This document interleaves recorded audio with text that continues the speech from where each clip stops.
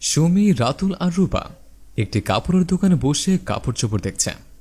এর মাঝে রূপা একটি থ্রি পিস দেখিয়ে রাতুলকে বললেন, ভাইয়া, এটা আমার পছন্দ হয়েছে, এই জামাটা আমাকে কিনে দাও।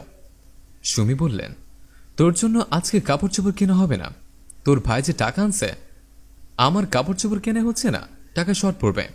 রূপা ভাবির কথা শুনে হতভম্ব হয়ে মনের মুখে ভাইয়ের দিকে তাকিয়ে রইলেন। রাতুল রূপার দিকে তাকিয়ে বললেন, তোর ভাবির ঠিকই বলেছে, যে টাকা এনেছে তোর ভাবির কাপড় চোপড় কিনা হবে না। তোরও তো কয়দিন আগে স্যালোর কামিজ বানিয়ে দিয়েছে, ওইটা পরে ঈদ পার কর, ঈদের পরে কিনে দেব। ভাইয়ের কথা শুনে রূপা দেরি না করে মন খারাপ করে ওদের সামনে থেকে চলে আসলো। দোকানের ভিতরে বসে থেকে মুন্না সবকিছুই দেখছিলেন। মুন্না রাতুলের বোনের মন খারাপ দেখে মনে মনে ভাবতে লাগলেন, বউয়ের জন্য ভালো ভালো কাপড় চোপড় দেখছেন, অথচ ছোট বোন একটা থ্রি পিস পছন্দ করেছে, সেটা কেনার জন্য পকেটে টাকা নাই। সুমি তিনটে থ্রি পিস দেখিয়ে রাতুলকে বলল, এই তিনটে থ্রি পিস আমার পছন্দ হয়েছে, তুমি দোকানদারের সাথে কথা বলো। রাতুল দোকানদারকে জিজ্ঞেস করলেন, এই তিনটার দাম কত? দোকানদার বললেন, রাতুল ভাই, আপনি যদি এই তিনটে থ্রি পিস নেন, আপনার জন্য 4,500 টাকা। রাতুল বললেন, একটু কম রাখেন আর এই তিনটা প্যাক করে দেন। দোকানদার কাপড়গুলো প্যাকেটে ভরে রাতুলের হাতে দিল। রাতুল টাকা দিয়ে দোকান থেকে বের হয়ে গেল। রূপা যে থ্রি পিসটা পছন্দ করেছিল, সে থ্রি পিসটা হাতে নিয়ে মুন্না দোকানদারকে বললেন, এই থ্রি পিসটা প্যাকেট করে দেন।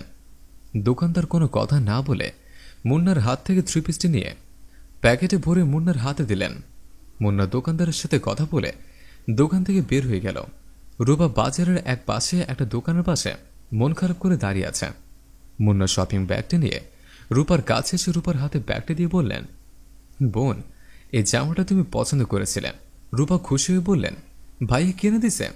মুন্না বললেন, না, তোমার ভাইয়া তোমার ভাবির জন্য কাপড় চোপড় কিনে নিয়ে কসমেটিক্সের দোকানে গেছে, আমি তোমার জন্য এই জামাটা কিনে নিয়ে এসেছে। রূপা মন খারাপ করে বললেন, আপনি আমাকে কেন কাপড় কিনে দিবেন? মুন্না বললেন, আমি তোমার ভাইয়ের মতো, আর তোমার ভাই রাতুল আমার ছোটবেলা থেকে চেনে, আমরা ছোটবেলা থেকে একসাথে চলাফেরা করেছে। তোমার ভাই বিয়ের পরে আমাদের সাথে সেরকম মেশে না, তাই তো একটু দূরত্ব সৃষ্টি হয়েছে। আমি তোমার ভাই হয়ে পোশাকটি কিনে দিচ্ছি, তুমি এই পোশাকটি নাও। রূপা দীর্ঘশ্বাস ফেলে বললেন, আমার আপন ভাই যখন আমাকে ঈদে পোশাক কিনে দিচ্ছে না, আর আপনি তো পর, আমি আপনার এই পোশাক নিতে পারবো না, আপনি এখান থেকে চলে যান। ভাইয়া যদি দেখে ফেলে তাহলে আমার সাথে রাগারাগি করবে। রাতুল ও সুমি দূর থেকে মুন্নার সাথে কথা বলছে, সবকিছুই দেখছিলেন। সুমি রাতুলকে বললেন, দেখো, তুমি কাপড় চোপড় কিনে দাও না দেখে তোমার বোন একটা ছেলে পটিয়ে ঠিকই কাপড় কিনে নিচ্ছে, দেখো ওর হাতে শপিং ব্যাগ। রাতুল বোনের হাতে শপিং ব্যাগ দেখে রেগে সাপের মতো ফুলতে ফুলতে বউকে নিয়ে সুমির দিকে এগিয়ে গেলেন। রাতুল এসে সুমির কাছ থেকে শপিং ব্যাগ নিয়ে বললেন, তুই আমার মান সম্মানের কথা চিন্তা করলি না? আমি তোকে পোশাক কিনে দেয়নি দেখে তুই মুন্নার কাছ থেকে পোশাক নিচ্ছিস? রূপা হতবাক হয়ে বললেন, ভাইয়া, আমি তো মুন্নাকে বলিনি আমাকে পোশাক কিনে দেওয়ার জন্য।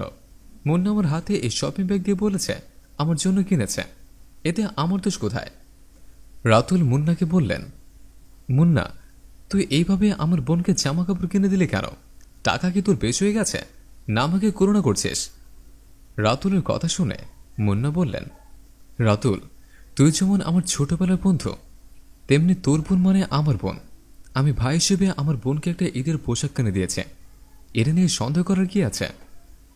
রাতুলের বউ বললেন, সন্দেহ করছি না, এমনিতে কেউ তো কাউকে কিছু দেয় না, তাই বলছিলাম তোমাদের ভিতরে আবার কোনো ভালোবাসা নাই তো? মুন্না বললেন, ভাবি, ভাই বোনের সম্পর্ক নিয়ে কখনো আজেবাজে কথা বলতে নেই। আপনারা যখন দোকানে কাপড় চোপড় কিনছিলেন, আমি দোকানের ভিতরে বসে সব কিছুই দেখেছি। ঈদের একটা দিন একটা পোশাক হলেই হয়ে যায়। আপনি আপনার নিজের জন্য 3টা থ্রি পিস কিনেছেন, আর আপনার ননদ একটা থ্রি পিস পছন্দ করেছে। আপনার 3টে থ্রি পিস কিনে দেওয়ার মতো টাকা রাতুলের পকেটে থাকে, অথচ ছোট বোনকে ঈদে একটা থ্রি পিস কিনে দেওয়ার মতো টাকা রাতুলের মতো একটা ভাইয়ের পকেটে নাই। আপনি যেমন নিজের স্বার্থটা ভালো বোঝেন, তেমনি আপনার বোঝা উচিত ছিল রূপা আপনার একটা মাত্র ননদ। আপনি 3টে থ্রি পিস না কিনে আপনি যদি একটা থ্রি পিস রূপাকে কিনে দিয়ে আর 2টা আপনি নিয়ে দেন, রূপা কিন্তু আপনাকে কখনোই বলতো না, ভাবি, আপনি 2টা থ্রি পিস কেন কিনলেন? সবাই যার যার স্বার্থ নিয়ে ব্যস্ত। অন্যের কথা কেউ চিন্তা করে না। আমি তো কত টাকা এদিক ওদিক খরচ করে ফেলি। তাই ভাবলাম আমার ছোট বোনের জন্য যদি একটা থ্রি পিস কিনে দেই, আমার এত আমারই কোনো ক্ষতি হবে না। এটা আমার করুণা বা দয়া না, এটা আমার ছোট বোনকে দেওয়া একটা উপহার।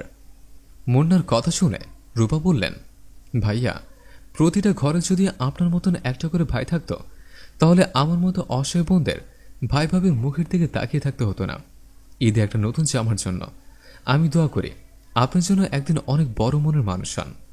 ভাই আর ভাবি আমার গায়ে যদি হাতও দেয়, তবুও আমি আপনার দেওয়া উপহার ঈদের দিনে পরে সারা গ্রাম ঘুরে বেড়াবো।